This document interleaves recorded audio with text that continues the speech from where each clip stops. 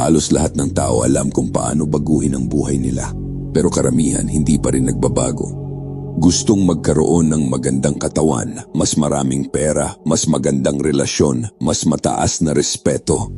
Pero kakaunti lang ang totoong nagbabago. Bakit? Kasi karamihan umiibig sa resulta pero galit sa proseso. Gusto nila yung katawan ng disiplinado pero ayaw nila yung araw na kailangan bumangon kahit tinatamad.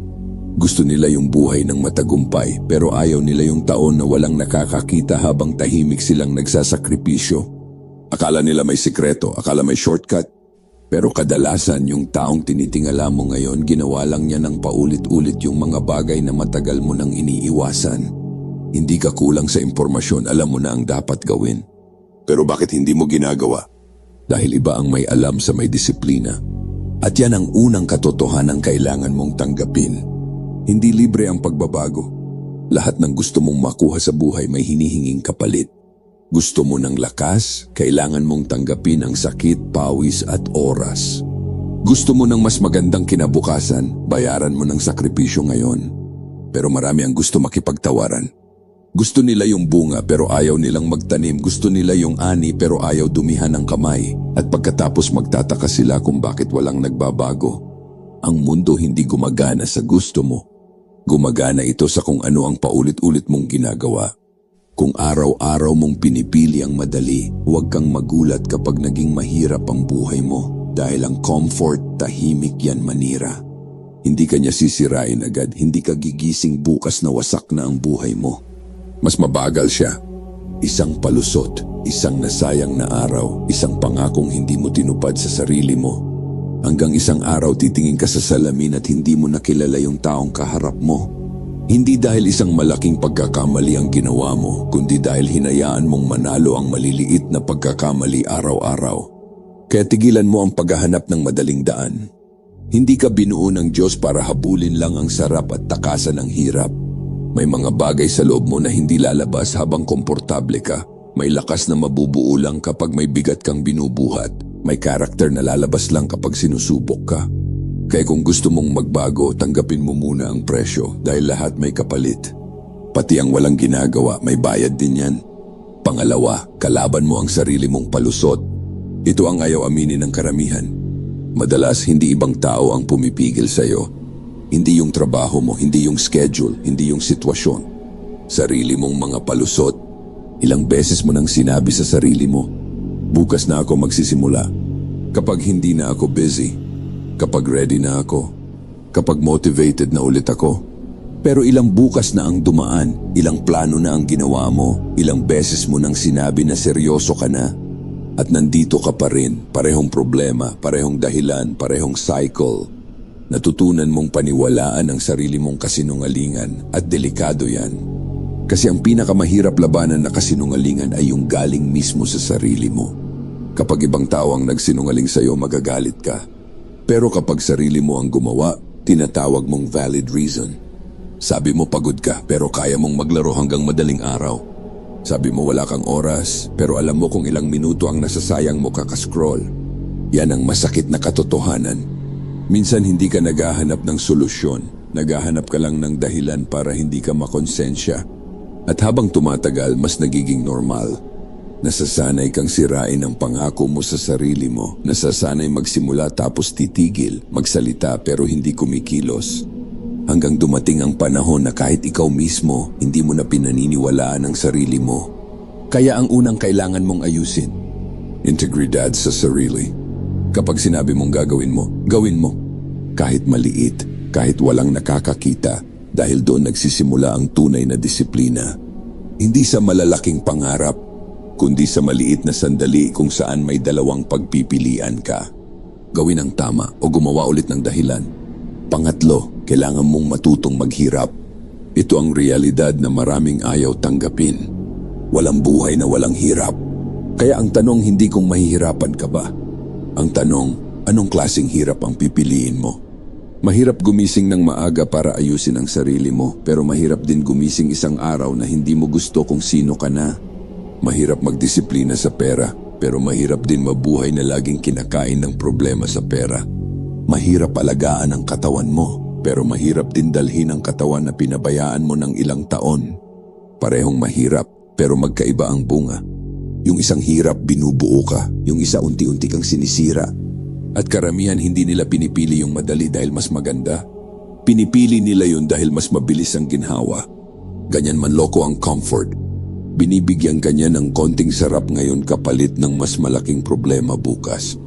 Isang oras pa sa phone, isang araw na hindi ka kumilos, isang beses na hinayaan mong manalo ang katamaran. Mukhang maliit pero lahat ng kahinaan nagsisimula sa maliit. At lahat ng lakas ganun din. Tingnan mo lahat ng bagay na may halaga. Ang bakal hinuhubog sa apoy, ang katawan lumalakas sa pagbuhat, ang pananampalataya tumitibay sa pagsubok. Pero tayo, madalas hinihiling natin na mawala ang hirap. Hindi natin naiisip na minsan yung hirap mismo ang ginagamit ng Diyos para baguhin tayo. Hindi lahat ng pagsubok kalaban. Minsan training yan. Minsan yung bagay na gusto mong takasan, yun pala ang kailangan mong harapin para lumakas. Kaya tigilan mo ang pagtingin sa hirap na parang parusa. Hindi lahat ng masakit masama. May sakit na gumigising, may sakit na nagtuturo, may sakit na nagtatanggal ng parte mo na hindi na dapat manatili. At balang araw, magpapasalamat ka hindi dahil naging madali ang buhay, kundi dahil naging sapat kang matatag para harapin ito. Kaya pumili ka! Hirap ng disiplina ngayon o hirap ng pagsisisi balang araw. Parehong may presyo, pero isa lang ang may gantimpala. Pang-apat, hindi lahat ng nararamdaman mo dapat mong sundin. Ito ang isang bagay na kailangang maintindihan ng bawat lalaki. Hindi porket naramdaman mo ibig sabihin tama. Hindi porket mahirap ibig sabihin mali. Hindi porket ayaw mo ibig sabihin dapat mong iwasan. Maraming tao ngayon ang alipin ng sariling emosyon. Kapag ganado kikilos, kapag masaya magiging mabait, kapag inspired magsisikap, pero kapag nawala yung pakiramdam, balik ulit sa dati. Kaya hindi sila nagbabago kasi ang buhay nila nakadepende sa bagay na pabago-bago araw-araw. Isang araw motivated ka, kinabukasan pagod ka. Isang araw naniniwala ka sa sarili mo, kinabukasan puro duda na sa isip mo. Kung lahat ng yan susundin mo, buong buhay kang hihilahin kung saan-saan. Hindi ibig sabihin na masama ang emosyon. Ang emosyon magandang gabay pero delikadong amo. Binigyan ka ng Diyos ng emosyon para maramdaman ang buhay, para magmahal, magkaroon ng koneksyon, maintindihan ang ibang tao. Binigyan ka rin ng isip, binigyan ka ng kakayahang pumili. Dahil minsan, ang tamang desisyon at ang gusto mong gawin ay hindi pareho. Gusto mong magpahinga pero alam mong kailangan mong kumilos. Gusto mong sumuko pero alam mong kailangan mong magpatuloy. Diyan nakikita ang tunay na disiplina. Hindi kapag inspired ka, kundi sa oras na ayaw ng katawan mo pero pinili mo pa rin ang tama. Kahit ang pinakamalakas na tao nakakaramdam ng takot, napapagod din sila, nawawalan din sila ng gana. Ang pinagkaiba, hindi nila ginawang amo ang nararamdaman nila. Naririnig nila pero hindi sila nagpapalipin dito. Ang taong pinapangarap mong maging hindi mabubuo kung lagi kang susunod sa taong ikaw ngayon. Matuto kang hawakan ang sarili mo. Dahil ang lalaking hindi kayang kontrolin ang sarili niyang damdamin, madaling kontrolin ang mundo. Panglima, nagiging ikaw ang mga bagay na inuulit mong gawin. Maraming tao ang mali ang tingin sa disiplina. Akala nila tungkol lang ito sa paggising ng maaga, pag-ehersisyo, pagiging productive. Pero mas malalim ito. Ang disiplina ay tungkol sa kung anong klaseng tao ang binubuo mo araw-araw. Dahil bawat maliit na desisyon may tinuturo ka sa sarili mo.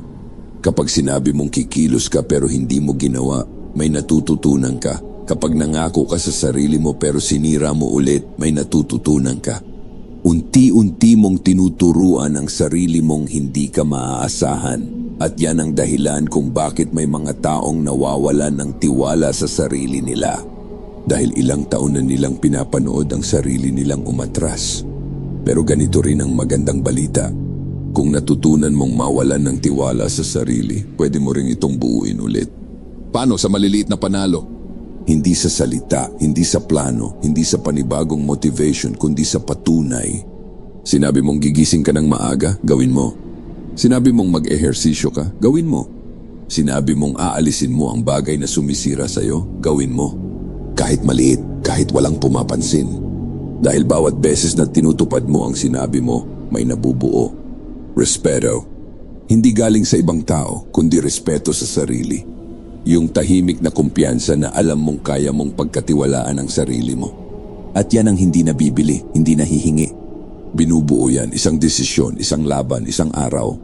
Kaya huwag mong maliitin ang maliliit na bagay. Kung paano mo ginagawa ang maliit, madalas ganun mo rin haharapin ang malaki. Ang lalaking sumusuko sa maliliit na laban, hindi biglang magiging matapang kapag malaki na ang nakataya. Ang character hindi lumalabas sa araw ng pagsubok.